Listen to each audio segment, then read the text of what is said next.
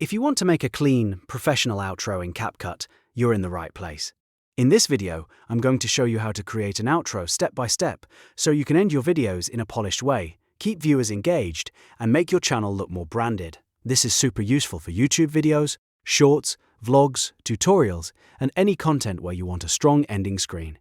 And before we jump in, make sure to hit the like button and subscribe for more easy CapCut tutorials just like this.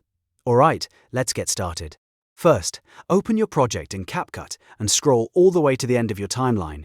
You want to go to the very last part of your video because this is where your outro will live. Once you're there, tap the plus button to add an ending clip. This ending clip can be a black screen, a solid color background, or even a short clip or image that matches your style. A black background works great if you want a simple, clean outro, while a branded color can make your channel feel more consistent. If you already have an end screen graphic or background saved on your device, this is the perfect time to add it. After you've added your ending clip, you can adjust how long it stays on screen.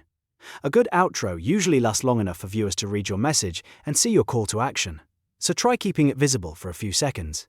If it's too short, people may not have time to react. If it's too long, the video can feel slow at the end. So aim for a balance that feels natural for your content. Now it's time to add your call to action. Tap on text, then select Add Text. Here, you can type something like subscribe, thanks for watching, watch the next video, or even your Instagram, TikTok, or other social media handle. If you run a brand or business, you can also add your website or a short message that tells people what to do next. The key is to keep it simple and clear, because the outro should be easy to read at a glance. Once your text is added, you can customize it to match your brand. Change the font if you want a more bold or stylish look, adjust the size so it's easy to see, and choose a color that stands out against your background. If your ending clip is dark, bright text usually works best. If your background is light, then darker text may be easier to read. You can also add effects, shadows, or outlines if you want your text to pop more on screen. Now that your outro text is in place, the next step is to animate it. Tap on your ending clip or text, then click Animation. From there, choose the Out category. Because this is what creates the exit effect as your video finishes. You can select animations like Fade Out, Slide Left, or Bookshot depending on the look you want. Fade Out is great for a smooth and simple ending. Slide Left gives it a little movement and energy. Bookshot can make the outro feel more dynamic and engaging. Pick the animation that best matches the style of your video. If you want your outro to look even better, try matching the animation speed with the mood of your content. A soft tutorial or educational video usually looks best with a gentle fade. A fast-paced video might work better with a more lively slide or movement effect. The goal is to make the ending feel intentional, not random. A well-made outro can make your content look more professional and help viewers remember your channel. You can also layer in extra elements if you want.